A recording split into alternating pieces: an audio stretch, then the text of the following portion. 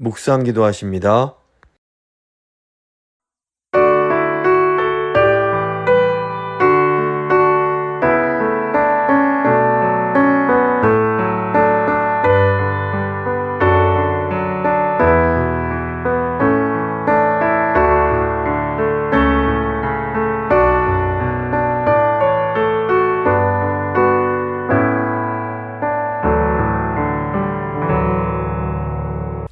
사도신경 고백합니다. 나는 전능하신 아버지 하나님, 천지의 창조주를 믿습니다. 나는 그의 유일하신 아들 우리 주 예수 그리스도를 믿습니다. 그는 성령으로 잉태되어 동정녀 마리아에게서 나시고 본디오 빌라도에게 고난을 받아 십자가에 못 박혀 죽으시고 장사된 지 사흘 만에 죽은 자 가운데서 다시 살아나셨으며 하늘에 오르시어 전능하신 아버지 하나님 우편에 앉아 계시다가 거기로부터 살아있는 자와 죽은 자를 심판하러 오십니다. 나는 성령을 믿으며 거룩한 공교회와 성도의 교제와 죄를 용서받는 것과 몸의 부활과 영생을 믿습니다. 아멘. 찬송가 190장입니다. 찬송가 190장 찬양하시겠습니다.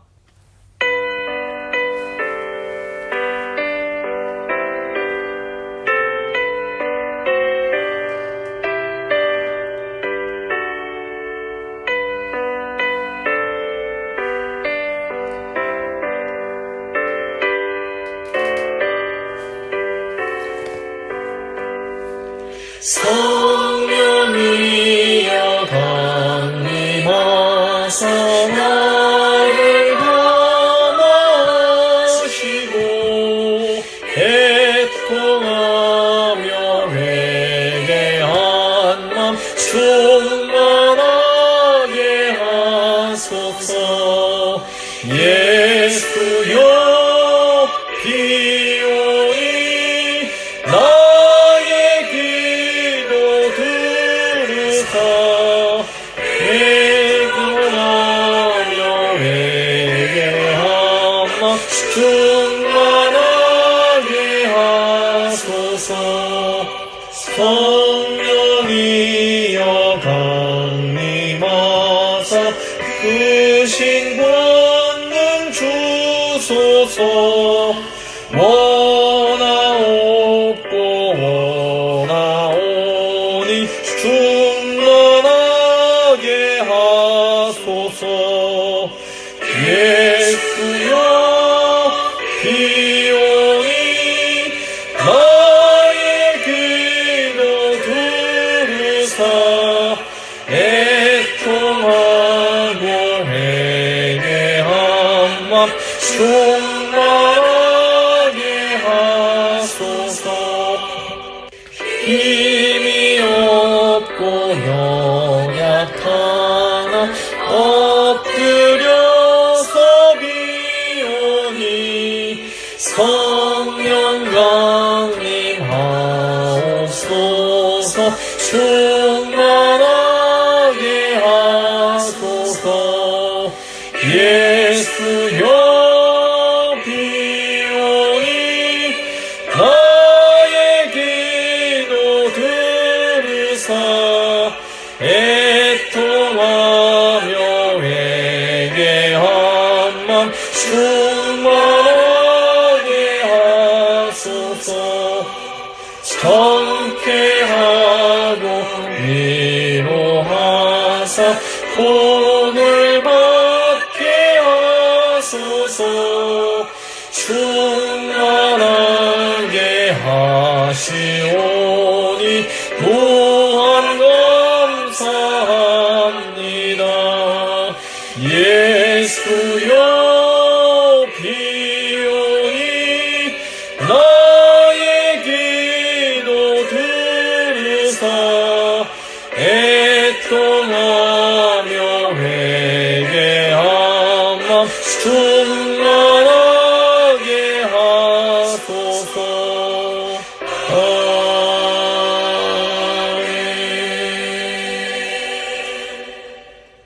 기도하시겠습니다.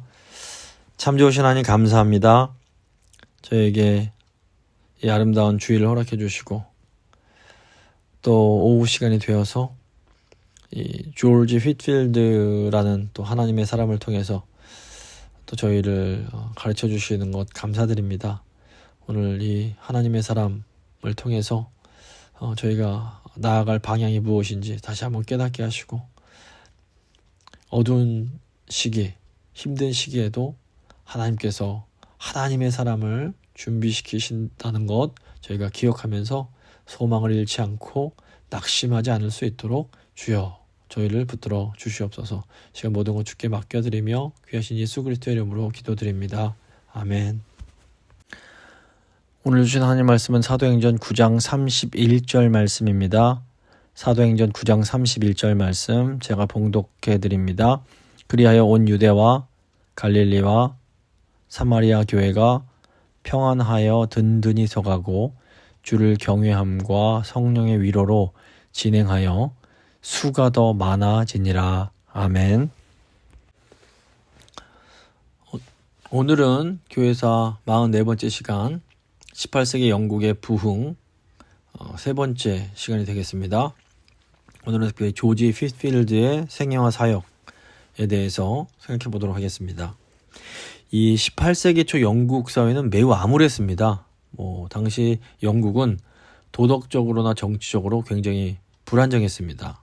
산업혁명으로 사회가 급속하게 변하면서도 도시든 시골이든 여러 가지 소요, 폭동, 밀수, 강간, 폭력이 아주 가득했던 그런 사회입니다.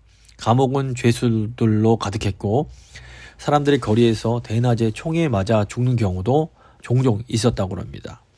사람들은 잔인하고 해로운 오락과 음탕한 삶, 그리고 술독에 빠져서 깊이 병들어갔습니다. 또 지식인들 사이에서는 말씀드린 것처럼 이 계몽주의 영향으로 영적인 무관심과 회의론이 팽배해지고 있던 상황입니다. 당시 영국의 국교회인 성공회는 영적인 능력을 상실하고 있었습니다. 교인들은 예배를 등한시했고 굉장히 부도덕한 삶을 살고 있었습니다.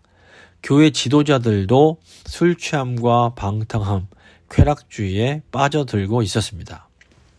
하나님은 이런 때에 소수의 거룩한 사람들을 부르셔서 그들을 통해 영국 교회와 나아가 사회를 회복시키십니다. 그 중에 한 명이 저희가 지난 2주 동안 살펴봤던 감리교회 창시자 존 웨슬리였습니다. 오늘은 존 웨슬리와 동역하면서 영국의 부흥과 나아가 미국의 대각성 운동에 크게 영향을 준 조지 휘트필드에 대해서 생각해 보려고 합니다. 먼저 이 휘트필드의 생애와 사역을 좀 살펴보겠습니다. 이 조지 휘트필드는 1714년에 태어나서 1770년에 사망합니다. 그러니까 이 휘트필드가 존 웨슬리보다 11년 후에 태어났다고 보시면 됩니다. 이 휘트필드는 영국의 글로스터에서 7명의 자녀 중에서 막내로 태어났습니다. 아버지 토마스 휘트필드는 포도주 판매하는 상인으로 처음에 이 중상류층에 속했습니다. 그런데 이 아버지가 이 휘트필드가 2살이 채 안 됐을 때 돌아가시고 맙니다. 그래서 어머니가 당시의 전통을 따라서 재혼을 하셨지만 행복하지는 못했다고 합니다.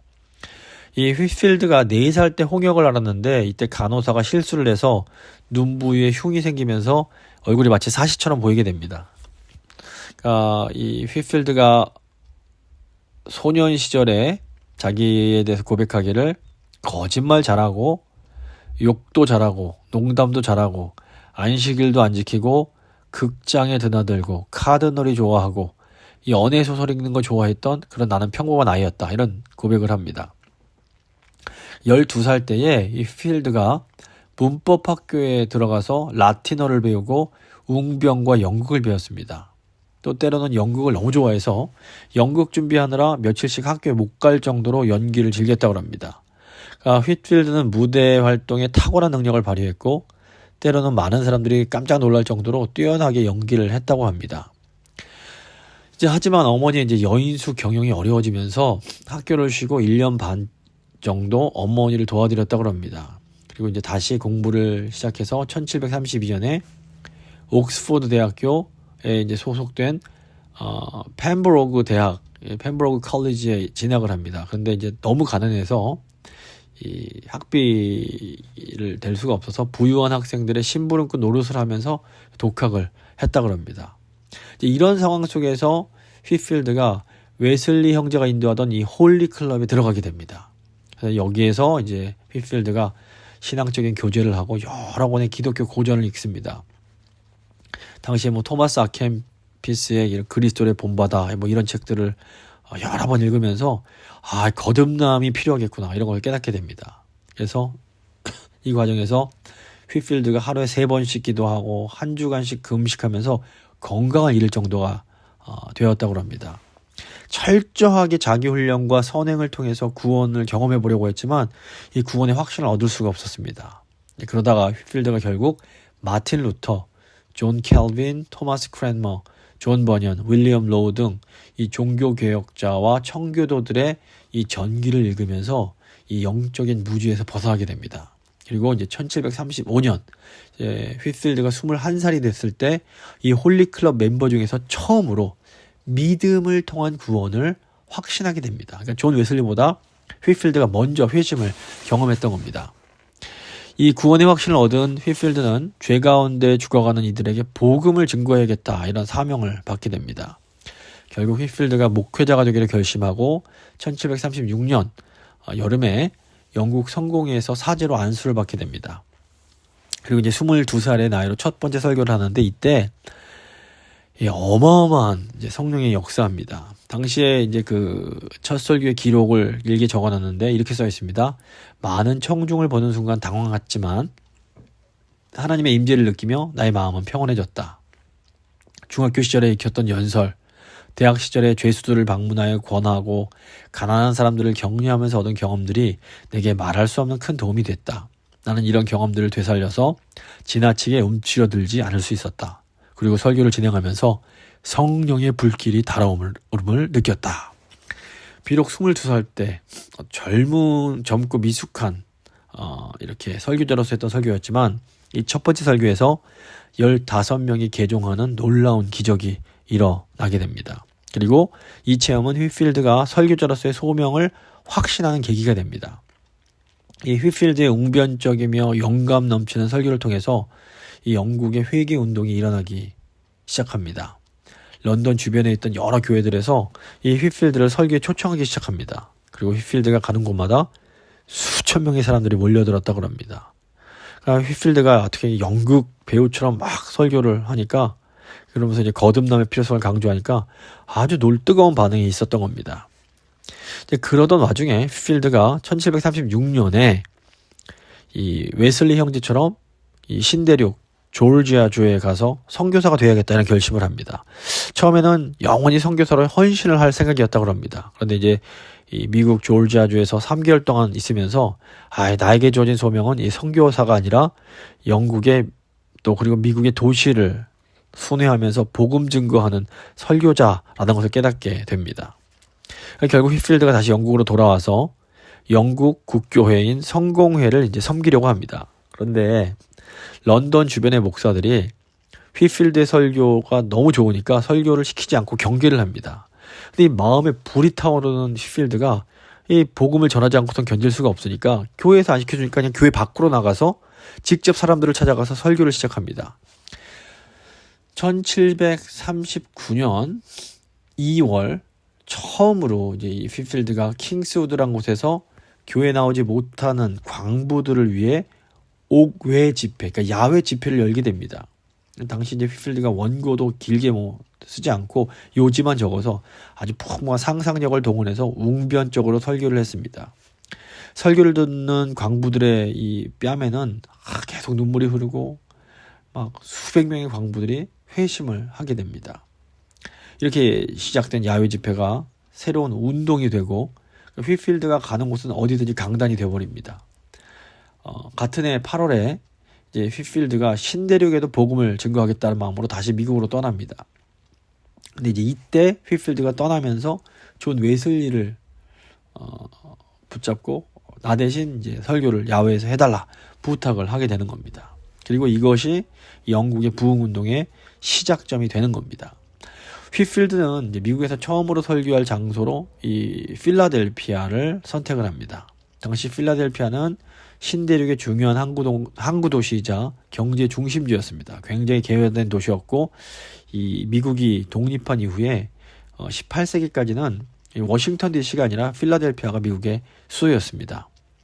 1739년 11월에 휘필드가 이 크라이스트 처치에서 설교를 하는데, 그때 사람들이 너무 많이 몰려와서 이 예배당에 사람들을 다 수용할 수가 없게 되자 휘필드가 또다시 밖으로 나가서 설교를 하게 됩니다. 그래서 이제 필라델피아에서 뉴욕으로 여행하면서 집회를 했는데, 이제 가면 갈수록 사람들이 많아지는 겁니다. 처음 필라델피아에서는 8,000명이 모였는데, 나중에는 이제 필라델피아 근교의 쬐끄만 마을에서도 12,000명이 모여들었다고 합니다. 그 당시에 그 인구나 이런 거 생각해 보면 어마어마한 숫자입니다. 휘필드가 1740년 가을 6주간에 걸쳐서 신대륙 이 뉴 잉글랜드 지역을 돌아다니면서 순회 전도를 합니다. 당시 뉴 잉글랜드 신문들이 휘필드의 부흥운동을 탑 뉴스로 게재할 정도로 아주 인기가 높았습니다. 휘필드가 가는 곳에서는 어디서나 엄청나게 많은 사람들이 몰려들었습니다. 휘필드는 1740년 10월 17일에 조나단 에드워즈가 목회하던 매사추세츠의 이 노샘턴에서 그 설교를 했고, 이때 이제 에드워즈가 휘필드의 설교를 들으면서 큰 은혜를 받고 막 울었다고 합니다. 이 부흥운동의 시기에 이 미국 뉴질랜드 인구 30만 명 가운데서 25만 명 정도가 이 휘필드의 설교를 듣고 회개를 했습니다. 그러니까 신대륙 미국에서의 휘필드의 부흥운동을 이제 후대 학자들이 이 대각성, 영어로 Great Awakening이라고 부릅니다. 이렇게 신대륙에서 대각성 운동을 일으키고 1741년에 다시 이제 영국으로 돌아가는데, 이때 이제 휘필드가 한때 동역자던 존 웨슬리와 신학적인 다툼을 하게 됩니다. 이 휘필드는 철저한 칼빈주의자였습니다. 그래서 개혁주의 신학을 따라서 이 구원에 있어 하나님의 주권을 강조하며 예정을 주장했습니다. 반면에 이 웨슬리는 알미니안 신학을 따라서 인간의 자유의지를 강조하고 책임을 강조합니다. 결국 이런 신학적 문제 때문에 휘필드와 웨슬리가 결벌을 하게 됩니다. 이 휘필드가 미국에서 이 대각성을 일으키는 동안에 영국에서는 이제 웨슬리가 부흥운동을 일으켜서 많은 사람들이 지금 웨슬리를 따르고 있었습니다. 그리고 이때 많은 사람들이 웨슬리를 따라갔고, 이것이 이제 오늘날의 감리교가 됩니다. 그런데 사실은 존 웨슬리가 이 감리교를 만들기 전에 먼저 휘필드가 한 1년 반 정도 전에 이 칼빈주의 신학을 따르는 칼빈주의 감리교를 먼저 설립을 합니다. 이 당시 27살이던 휘필드는 엘리자베스 제임스라는 이 과부와 결혼을 해서 런던에서 목회를 하고, 또 순회 설교를 하면서 영국, 스코틀랜드, 웨일즈에서 큰 부흥을 일으킵니다. 하지만 이제 30살이 되던 1744년에 휘필드에게 굉장히 큰 고난이 찾아옵니다. 4살 된 아들이 죽고, 침실에 자고 있는데 휘필드의 사역에 반대하는 폭도들의 공격을 받아서 거의 맞아 죽을 위기에 처하기도 합니다. 하지만 그해 8월에 이 휘필드가 또다시 아픈 몸을 이끌고 아내와 함께 이 신대륙으로 건너갑니다. 이후로도 휘필드의 사역이 평탄치 않았습니다. 사역에 대해서 오해하는 사람, 영국 국교회의 방해, 또 폭도들의 공격 등 굉장히 많은 어려움이 있었지만 휘필드는 이에 굽히지 않고 계속해서 복음을 전합니다. 55세 사망할 때까지 휘필드가 이 신대륙 미국과 영국을 오가면서 계속해서 설교를 했는데, 이 34년이라는 설교 사역 기간 중에서 총 3만 회 이상 설교를 했다고 합니다. 휘필드에게 있어서 굉장히 이제 중요한 것이 이 설교입니다. 이 휘필드를 이 사도 시대 이후로 성령의 능력이 가장 크게 나타난 설교라고 이 말을 들 정도입니다. 그래서 많은 사람들이 휘필드를 사도 바울 이래 가장 위대한 복음 설교자 이렇게 말하기도 합니다. 이제 이 휘필드의 설교 특징을 몇 가지 살펴보면, 일단 휘필드가 목소리가 컸습니다. 들판이나 거리에서 이 집회를 할 때는 보통 2만 5천 명이 모이기도 하고 3만 명이 모여들기도, 정말 어마어마하게 많은 숫자들이 모였는데, 이 청중이 목소리가 너무 크니까 그 설교를 듣는데 어려움이 없었다고 합니다.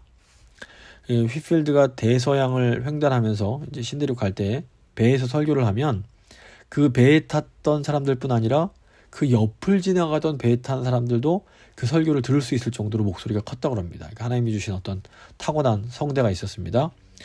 또 휘필드가 이 언어를 굉장히 잘 활용했다고 합니다. 그 휘필드는 음성의 사용법, 제스처의 역할, 이 말의 기능을 잘 알고 있었습니다. 그래서 들리는 말에 의하면 이 휘필드가 메소포타미아라는 단어 하나를 가지고도 사람들을 웃기기도 하고 울리기도 하고 뭐 그랬다고 합니다.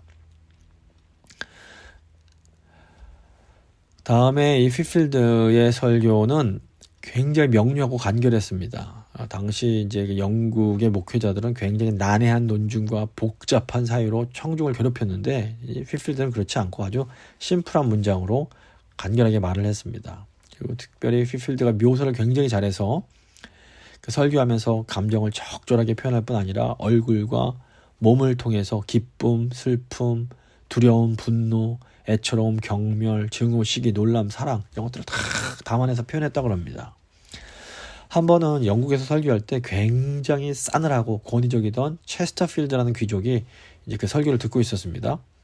이때 이제 휘필드가 회개하지 않은 죄인의 그 불쌍한 상황을 눈먼 거지로 비유하면서 설교를 했습니다. 휘필드가 눈먼 거지는 자신을 인도하던 개를 잃어버리고 지팡이에 의지해서 밤길을 걸어가고 있었습니다. 결국 그는 죽음의 벼랑을 향해서 걸어가고 있었습니다. 라고 말하면서 죄인의 모습을 막 묘사하니까 청중들이 숨소리를 죽이면서 설교에 압도를 당했습니다. 그리고 이제 눈먼 거지가 죽음의 벼랑에서 떨어지는 순간을 묘사할 때 이 차가운 체스터필드 경이 벌떡 일어나서 달려가면서 큰 소리로 소경이 떨어진다, 소경이 떨어진다 이런 식으로 외쳤다고 합니다. 그 설교 완전히 빠져들었던 겁니다. 그리고 뭐 휘필드가 침몰하는 배를 묘사할 때는 사람들이 겁에 질려서 생명선으로 옮겨 타려고 부지 중에 자리에서 벌쩍 일어나는 그런 일들도 있었다고 합니다. 또 이 휘필드의 설교가 너무너무 설득력이 있어서 그 보스턴에 사는 어떤 사람이 이제 그 우스갯거리를 얻으려고 이 휘필드의 전도 집회에 참석했는데 이제 이 사람이 그 한 가지 뭐 재밌는 것만 얻고 이제 돌아오려고 했는데 사람들이 너무 많이 모여서 빠져나갈 수가 없게 되고 결국 중간에 끼어서 휘필드의 설교를 다 들을 수밖에 없었다고 합니다. 그런데 휘필드의 설교를 다 듣고 나니까 이 사람이 회심을 해서 그리스도의 신실한 제자가 되어버렸다는 겁니다. 당시에 굉장히 유명한 그 회의주의 철학자 데이비드 휴미 있었는데 이 휴마저도 휘필드의 설교를 들으면서는 빈정되는 것을 잊어버렸고 휘필드의 설교를 듣기 위해서 20마일이나 되는 길을 오가야 했지만 그럴 만한 가치가 있다 이런 말을 했을 정도라고 합니다. 이건 정말 대단한 것이라고 볼 수 있습니다. 또 휘필드는 열정적으로 설교했고 눈물로 호소합니다. 이 휘필드 말년에 함께 전도여행을 했던 이 코넬리우스 윈터의 그 증언에 의하면 그는 설교를 눈물을 흘리지 않고 끝낸 적이 없다 뭐 이런 말을 합니다. 그러니까 설교할 때마다 울고 그랬던 것 같습니다. 휘필드가의 눈물은 뭐 논증과 사변으로 움직일 수 없는 영적인 호소력을 가지고 사람들을 감동시켰다고 전해집니다. 그러니까 휘필드의 설교가 얼마나 능력이 있었는지 설교를 흉내내기만 해도 역사가 일어났다고 합니다. 어떤 마을에 술집이 하나 있었는데 그 집에 다른 사람 흉내 잘 내는 웨이터가 있었답니다. 근데 어느 날 그 술집 사람들이 그 웨이터에게 휘필드 설교 한번 흉내내보지 부탁을 했습니다. 망설이다 못해 이제 웨이터가 조심스럽게 휘필드를 흉내를 냈습니다. 나는 그리스도 안에서 참말을 하고 거짓말을 하지 않습니다. 여러분이 회개하지 않는 한 여러분 모두는 저주를 받을 것입니다. 뭐 이렇게 이제 흉내를 냈다고 합니다. 그런데 이 짧은 설교 때문에 결국 그 술집이 문을 닫고 다시는 그 술집을 사람들이 찾지 않게 되었다고 합니다. 그러니까 성령께서 역사하실 때에는 뭐 어떤 방법을 하든 간에 이제 놀라운 은혜가 있는 겁니다. 이제 마지막으로 휘필드의 인격을 좀 살펴보면 이분이 또 설교만 잘했던 것이 아니라 아주 인격이 대단했습니다. 특별히 휘필드가 고아들을 열심히 돌봤는데 설교하면서 이 부모를 잃은 아이들을 위해서 연보할 것을 호소하고 그러면 또 많은 사람들이 연보를 했다고 합니다. 그래서 한 번에 휘필드가 조지아에 있는 고아원을 위해서 연보를 호소할 때에 미국의 유명한 정치인이던 프랭클린이 나는 절대로 저거에 말 듣고 이 헌금 같은 거 하지 않겠다 결심을 했다고 합니다. 휘필드가 설교를 하면서 이 프랭클린이 내가 동전은 그래도 연보를 해야겠다 이런 생각이 들었다고 합니다. 근데 설교를 계속 들으면서 동전이 아니라 은으로 된 동전을 연보해야겠다 이렇게 생각이 또 바뀌었다고 합니다. 그런데 정작 이제 설교가 끝나서 이제 연보 접시가 자기 앞에 왔을 때는 뭐 동전, 은전 할 거 아니라 주머니에 있던 금전까지 다 연보를 하게 됐다고 전해집니다. 무엇보다 이 휘필드가 거짓이 없는 겸손한 사람이었다고 합니다. 이 휘필드는 예수 그리스도의 이름보다 자신의 이름이 더 높아질 것을 우려하면서 대부분 설교를 기록으로 남기지 않았습니다. 그래서 저술 활동 역시 거의 하지 않았습니다. 이거는 자신의 설교를 다 이렇게 책으로 남겨둔 존 웨슬리와 굉장히 대조가 됩니다. 놀라운 신앙적 인격 때문에 모든 사람들이 이 휘필드를 칭찬했습니다. 이 휘필드와 30년 가까이 교제한 이 미국의 정치 지도자 벤자민 프랭클린은 휘필드가 모든 선한 사업을 집행하는 가운데 굉장히 순수했고 사욕이 없었으며 지칠 줄 모르는 열정에 사로잡혀 있었다. 이런 말을 남겼습니다. 사실 이 세상 사람들에게는 조지 휘필드보다 존 웨슬리가 더 잘 알려져 있습니다. 하지만 사실상은 휘필드가 웨슬리보다 언제나 한 발 더 앞서가는 사람이었습니다. 먼저 회심한 것도 휘필드였고 야외 설교를 먼저 시작하고 존 웨슬리를 야외 설교로 이렇게 이끌어준 것도 휘필드였습니다. 또 전국적인 감리교를 먼저 조직한 것도 사실은 휘필드였습니다. 그러니까 휘필드가 마음만 먹으면 영국 전역에 퍼져 있는 감리교의 이 수장이 될 수 있었습니다. 이미 수장의 타이틀을 달고 있었는데 이 휘필드는 웨슬리와 분열하는 것을 원치 않았고 그래서 기꺼이 웨슬리를 자기 대신 이 감리교 수장 자리에 올려줍니다. 그러니까 휘필드의 관심은 오직 복음을 전파하는 데 있었습니다. 그는 예수 그리스도의 복음을 전파하는 일에 방해가 되는 것이 있으면 언제나 기꺼이 모든 걸 포기할 준비가 되어 있었던 겁니다. 미국에서 그러니까 그 신대륙에서 설교하면 다닐 때 여기서 6개월만 설교해 주시면 당시 큰 8만 파운드를 주겠다 이런 제안이 있었는데도 자기가 복음 전하는데 구애받고 싶지 않다 그러면서 그런 큰 돈까지도 다 거절하는 아주 그냥 너무 많은 일들이 있습니다. 근데 좀 안타까운 것은 이 역사는 예수 그리스도를 위해서 모든 것을 포기한 사람보다는 자신의 업적과 기령을 이렇게 드러내 보이기 위해서 노력하고 뭔가를 남긴 사람들에게 결국 더 주목하는 그런 경향이 있는 겁니다. 하지만 괜찮습니다. 주님께서 사람들은 모를지 몰라도 주님께서 다 지켜보고 계시기 때문입니다. 말씀을 좀 마무리 짓도록 하겠습니다. 굉장히 어두운 시기에도 하나님은 언제나 하나님의 사람들을 준비시켜 주십니다. 종교개혁 초기에는 마틴 루터처럼 용감하고 담대한 인물이 필요했습니다. 또 그리고 종교개혁 중반쯤에는 이 종교개혁을 이렇게 집대성할 수 있는 칼빈 같은 학자가 필요했습니다. 그래서 하나님은 칼빈을 신학과 법에 모두 능통한 그런 딱 그 맞는 사람으로 준비시키십니다. 그리고 18세기 영국에는 이 휘필드와 같은 이렇게 부흥 설교자가 필요했습니다. 휘필드는 가난을 통해서 겸손을 배우고 어린 시절 영국을 배워서 훌륭한 설교자가 될 수 있는 기초를 닦게 하십니다. 휘필드는 그 한 세기가 낳은 탁월한 설교자였을 뿐 아니라 어떤 큰 조직을 이끌어갈 수 있는 뛰어난 능력과 역량을 겸비한 지도자였습니다. 22살에 영국에서 부흥운동을 일으키고 25살에는 신대륙에서 대각성 운동을 일으켰습니다. 당시 미국인의 80%가 그의 설교를 한 번 이상 들었고 1000만 명 이상이 그의 설교로 인해서 영적인 각성을 경험했다고 합니다. 그래서 하나님께서 시대에 꼭 필요한 인물들을 준비시켜 주시고 또 그 사람을 통해서 이 어두운 시대를 밝혀 주십니다. 그래서 저희가 시대가 어두울 때도 낙심하지 말아야 하고 또 더 나아가서 하나님 저희 교회에서 이 시대에 꼭 필요한 인물들을 주님 준비시킬 수 있도록 주님 힘과 능력 더하여 주시옵소서. 한번 간절한 마음으로 기도하도록 하겠습니다.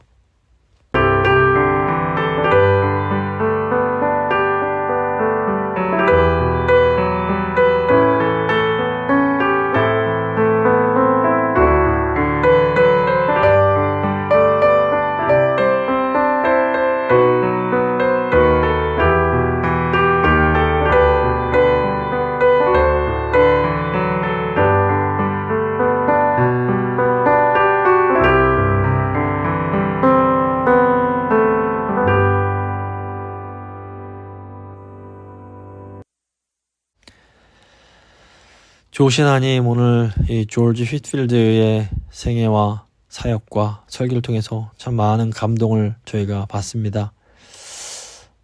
시대가 아무리 어렵고 힘들지라도 하나님은 또 하나님의 사람을 준비시켜 주시고 그 사람을 통해서 이 어두운 세상을 다시 한번 부흥케 해 주십니다.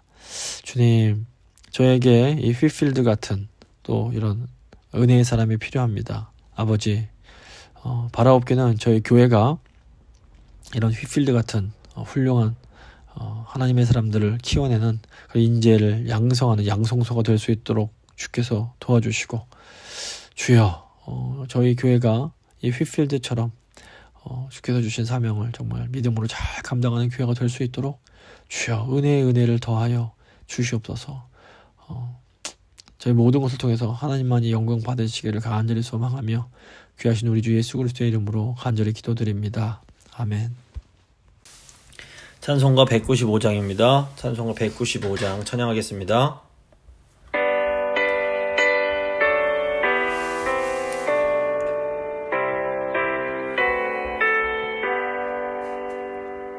성령이여 우리 찬송 부를 때 진심으로 찬양하게 하소서. 성령이여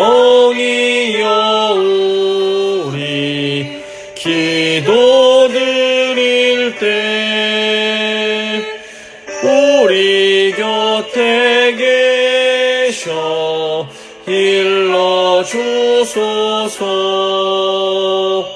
성령이여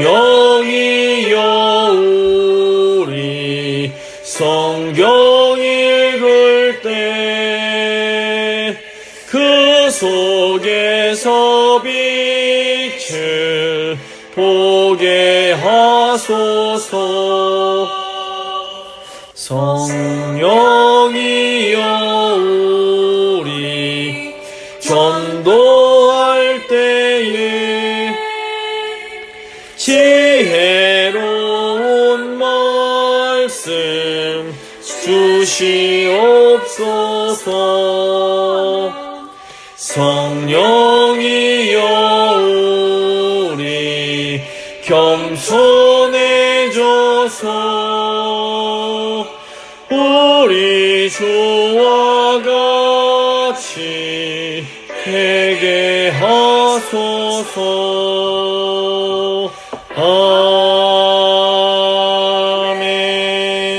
아멘. 주님 가르쳐 주신 기도로 예배 마치도록 하겠습니다. 하늘에 계신 우리 아버지, 아버지의 이름을 거룩하게 하시며 아버지의 나라가 오게 하시며 아버지의 뜻이 하늘에서와 같이 땅에서도 이루어지게 하소서.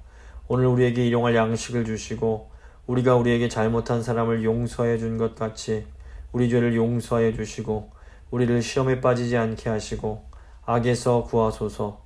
나라와 권능과 영광이 영원히 아버지의 것입니다. 아멘.